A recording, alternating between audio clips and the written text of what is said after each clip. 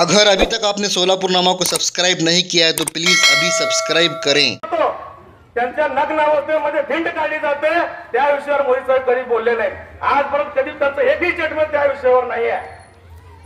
आपलं जीवाचं रान करून ज्या महिला कुस्तीपटूंनी ऑलिम्पिक मध्ये आपल्या देशाचं नाव गाजवलं, आपल्या देशाला गोल्ड मेडल सिल्वर मेडल मिळवून दिले, त्यांनी आरोप केला त्यांच्या भारतीय जनता पार्टीच्या मंत्र्यांविरुद्ध की त्यांचा सेक्शुअल हॅरेसमेंट म्हणजे त्यांचे विनयभंग झालेला आहे, शारीरिक त्रास त्यांना सहन करावा लागलाय।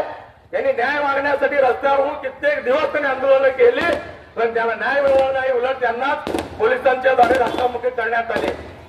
शेवटी त्यांनी त्यांचे मेडल जे मेडल त्यांनी मिळवले होते सरकारच्या पायाची परत त्यांनी दिली पण त्यांना न्याय या ठिकाणी मिळाला नाही।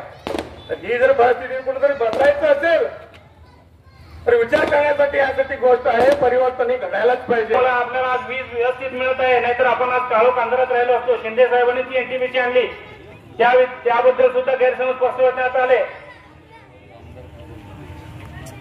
काँग्रेसने आणि शिंदे साहेबांनी मेत्रे साहेबांनी कधीच त्यांचा जाहिरात केलं नाही की मी हे केलो आणि ते केलो। ते आपण करायचं आहे, आता माउथ टू माउथ करावं लागणार आहे। लोकांना आपल्या घरात सांगावं लागणार आहे, आपल्या लहान मुलांना सांगावं लागणार आहे। 21 ते 30, 35 वयोगटातील मुलांना आपल्याला सांगावं लागणार आहे। ज्या आई बापाला काँग्रेसने नोकरीला लावलं त्यांच्या जीवावर आपण आम्ही तुम्ही मोठे झालो।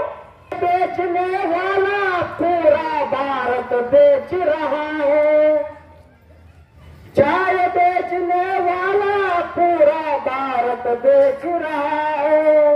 रेल बिक गई, तेल बिक गया, बिका हवाई अड्डा, सब कुछ बिकता देख के खुश है अपने जेपी नड्डा। चढ़ती महंगाई देख के जनता करती हाहाकार, कहाँ सोया है चौकीदार, कहाँ सोया है चौकीदार। सोलापूरकरांनो, प्रणितीताईंना महिला लोकसभेचा खासदार म्हणून आपण संसदेत पाठवणार आहोत आणि सोलापूरचा एक नवीन इतिहास घडणार आहे। म्हणून महिला माता भगिनींना मी सांगतोय 7 तारखेला 7 प्रणितीताईंना मतदान करून 4 जूनला विजयाचा गुलालाचा हुंकार आपण सर्वांनी बघतोय।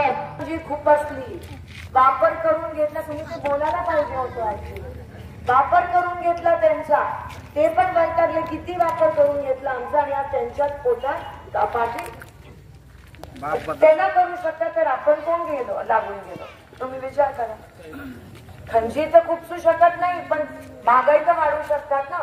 15 लाख जमा झाले असते आणि महागाई वाढवली असती तर ठीक आहे, पण ते पण नाही हे पण नाही। म्हणून ह्या वेळेस मी विनंती करते की हाताला मतदान करा। मी उभी आहे म्हणूनच नाही पण आपल्या सगळ्यांची लढाई आहे, म्हणून तुम्ही लोकशाहीला मतदान करा, हाताला मतदान करा, तुमच्या या मुलीला या व्यक्तीला निवडून आणा, एवढी आशीर्वाद रूपात मतदान करून निवडून आणा एवढी तुम्हाला विनंती करते आणि इथे थांबते। धन्यवाद। जय हिंद, जय महाराष्ट्र।